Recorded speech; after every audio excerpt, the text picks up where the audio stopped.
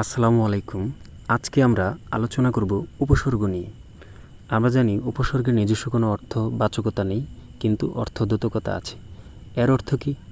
অর্থাৎ তার নিজের কোনো অর্থ নেই, কিন্তু সে অন্যের সম্মুখে বসে বা সামনে বসে বা বাম পাশে বসে অর্থ তৈরি করতে পারে। তাহলে যেহেতু নিজের কোনো অর্থ নেই, সেহেতু তাদেরকে মনে রাখাটা অপেক্ষাকৃত কঠিন মনে হয়। সেজন্য করণীয় কী? সেজন্য করণীয় হচ্ছে খুব সহজ কোনো কৌশল থাকলে সেই কৌশল অবলম্বনের মাধ্যমে তাদেরকে সহজে মনে রাখা, যাতে পরবর্তীতে উপসর্গ পাঠ অনেকটা সহজতর হয়। তো চলুন আমরা আজকে দেখব কিভাবে উপসর্গ সহজে মনে রাখা যায় সেটি নিয়ে। আমরা জানি যে উপসর্গ হচ্ছে 3 প্রকার।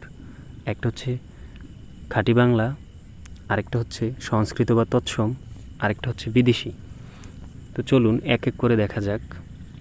প্রথমে আমরা আসি খাঁটি বাংলা উপসর্গ নিয়ে, সংস্কৃত বা তৎসম উপসর্গ নিয়ে। আমরা জানি সংস্কৃত বা তৎসম উপসর্গ হচ্ছে 20টি। এখানে যদিও লেখা হয়েছে 16টি। আ, সু, বিনি এই 4টি উপসর্গ বাংলাতেও যেমন আছে, সংস্কৃততেও তেমন আছে। সুতরাং এদেরকে একটু আলাদা করে মনে রাখলেই হচ্ছে। তার মানে এখানে এই 4টি বাদে বাকি যে 16টি আছে সেটি নিয়ে একটি নেমনিক বা সূত্র বানানো হয়েছে। সূত্রটি কি সেটি পড়ার আগে আমরা একটু বুঝে নিই উপসর্গগুলো কী কী। অভি, অপি, অনু, তারপর হচ্ছে প্র, নির, উপ, প্রতি, অতি, উত, দূর, অপ, পরা, পরি, অব, অধি, সম। এগুলো এমন সব শব্দাংশ যেগুলো পড়লে আসলে তার অর্থ বোঝা যায় না বা মনে রাখাটা কঠিন হয়। সেজন্যই আমাদের সেই সূত্রটা হচ্ছে অভি, অপি, অনু, অর্থাৎ এরা 3 জন। অভি একজন, তার বন্ধু অপি, তার বন্ধু অনু। তারা প্রত্যেকে নিরীহের উপকারের প্রতি অতি উৎসুক, মানে নিরীহকে উপকার করবে এটার প্রতি অতি উৎসুক, এবং তারা জানে দুর্ব্যবহার, অপরাধ পরিত্যাগ না করলে অবশ্যই অধিক সমস্যা হয়। এখন প্রশ্ন হচ্ছে কোনটা দ্বারা কী বোঝাচ্ছে, চলুন সেটা দেখা যাক। প্রথমে আসি অভি। অভিমান একটা উপসর্গ, অপিও একটা উপসর্গ, অনু আরেকটা, গেল 3টা। তারপর হচ্ছে প্র, নির, উপ, প্রতি, অতি, উত, দূর, অপ, পরা, পরি, অব, অধি, সম। অর্থাৎ এভাবে আমরা 16টি উপসর্গ মনে রাখতে পারবো। আর আশুবিনী সেটাকে একটু আলাদা করে মনে রাখতে হচ্ছে। তারপর চলুন পরবর্তীটা দেখা যাক। এখন আমরা আলোচনা করব খাঁটি বাংলা উপসর্গ নিয়ে। খাঁটি বাংলা উপসর্গ আছে মোট 21টি। আশুবিনী বাদ দিলে হয় 17টি। আমি আশুবিনী সহ এখানে আলোচনা করব। মূলত এই নেমনিকটি আমি বানাইনি, একটু এডিট করেছি যদিও, বাট এর আগেরটা আমার ছিল, এটা একটু কালেকশন করে নিয়েছি অনলাইন থেকে। জানি না কে বানিয়েছে, তাকে ধন্যবাদ। তো সেটা হচ্ছে এরকম যে এই যে এখানে 21টা আছে, এগুলো সহজে মনে রাখার সূত্র হচ্ছে প্রিয় সুহাস, আদর নিবি তুই, অজপাড়াগার বা অজপাড়ার ভরসা বলে অনেকে বা অনেক অনাচারী মানুষ কুকথা বলে ও আর চোখে তাকায়, তাই তাদের জন্য আবডালের 29টি পাতিলেবু ও কদবেল আনবি, ইতি অঘারাম। অর্থাৎ বোঝাচ্ছে সুহাস নামে কাউকে সে হচ্ছে তাকে খুব ভালোবাসা সম্বোধন করে বলেছে তুই অজপাড়াগার ভরসা, কিন্তু সেজন্য অজপাড়াগায় যখন কেউ খুব একটু উপরে উঠে যায় তখন অনেকে হয়তো কুকথা বলে বা আর চোখে তাকায়, এরকমটা বলেছে। তো তাদের জন্য এই যে প্রতিদান হিসেবে আবডালের 29টি পাতিলেবু কদবেল নিয়ে আসার জন্য বলা হয়েছে, মানে পজিটিভ অর্থে। তো যাই হোক, আমাদের মূল ফোকাস হচ্ছে এটার মাধ্যমে উপসর্গ মনে রাখা। তো চলুন দেখা যাক কীভাবে মনে রাখা যায়। সু দিয়ে একটি মনে রাখা সম্ভব, হা দিয়ে আরেকটি, স দিয়ে আরেকটি। অর্থাৎ সুহাস দিয়ে 3টি আমরা উপসর্গ মনে রাখতে পারছি। তারপর হচ্ছে আ, এই যে আ, এই যে আ, নি, নি, বি, বি, অজ, এই যে অজ, ভর, ভর, সা, সা, অ, অ, অনা, অনা, কু, কু, আর, আর, আব,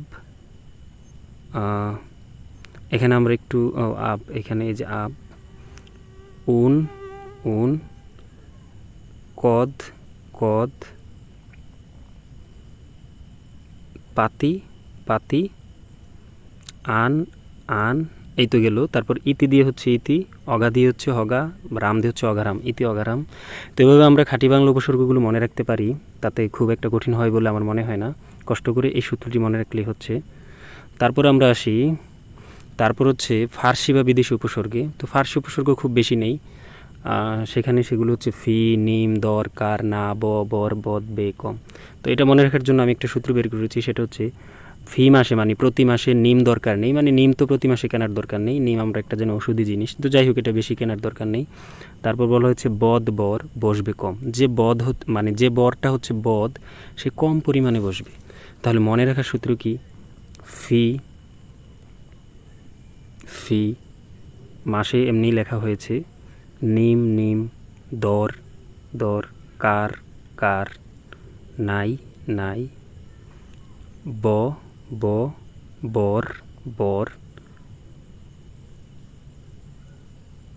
বদ, বদ, বে, কম। এভাবে আমরা ফার্সি উপসর্গগুলো মনে রাখতে পারি। তারপর আসি লাস্ট সংযোজন যেটা, সেটা হচ্ছে আরবি এবং ইংরেজি উপসর্গের ক্ষেত্রে। আরবি হচ্ছে গড়, খাস, আমলা। মানে আমরা যদি একটা সূত্র এখানে পড়ি, সেটা হচ্ছে নগরের এখানে গড়ও আছে, তারপর খাসে খাস আছে, আম, লা। এভাবে সহজে মনে রাখা যায়। আর হচ্ছে ইংরেজি উপসর্গ 4টা এমনি মনে রাখা যায়, সেটার জন্য কোনো সূত্রের দরকার নেই। এটা পড়তেও অনেকটা সূত্রের মতোই লাগে, সেটা হচ্ছে ফুল, হাফ, হেড, সাপ। এখন ব্যাপারটা হচ্ছে এই গেল আমাদের যত উপসর্গ আছে। তো আমরা উপসর্গ মনে রাখার টেকনিক দেখলাম। এখন যদি প্রশ্ন হয় যে তাহলে উপসর্গগুলো দিয়ে শব্দ তৈরি করেন, সেটা আপনারা একটু কষ্ট করে করতে পারেন। যেহেতু ভিডিও লম্বা হলে আপনাদেরই মানে অনেকটা ধৈর্যচ্যুতি ঘটবে, এই চিন্তা করে আমি সেই উদাহরণগুলো যুক্ত করিনি, তবু একটু বলি। যেমন আপনি গড় দিয়ে গড়রাজি বানাতে পারেন, খাস দিয়ে খাস লোক মানে কি বলা যায়, খাস জমি বানাতে পারেন, আমজনতা, লাপাত্তা, এরকম। ফুল হাতা, তারপর হচ্ছে হাফ শার্ট, হেড মৌলবি বা হেডমাস্টার, সাব ইন্সপেক্টর, এরকম আর কি। তো বাকিগুলো আপনারা একটু কষ্ট করে বই থেকে যদি মিলিয়ে নেন, তাহলেই এটার প্রয়োগ আপনারা সঠিকভাবে করতে পারবেন। এবং আশা করি এরপর আপনাদের উপসর্গ নিতে এমন খুব একটা সমস্যা হবে না, কারণ উপসর্গ বলতে এটুকুই থাকে। উপসর্গ জিনিসটা আসলে সহজ, কষ্ট করে একটু মনে রাখতে হয়, এটুকুই। তো ভালো থাকবেন সবাই। এ পর্যন্ত আজকের আয়োজন। ধন্যবাদ সাথে থাকার জন্য। আসসালামু আলাইকুম।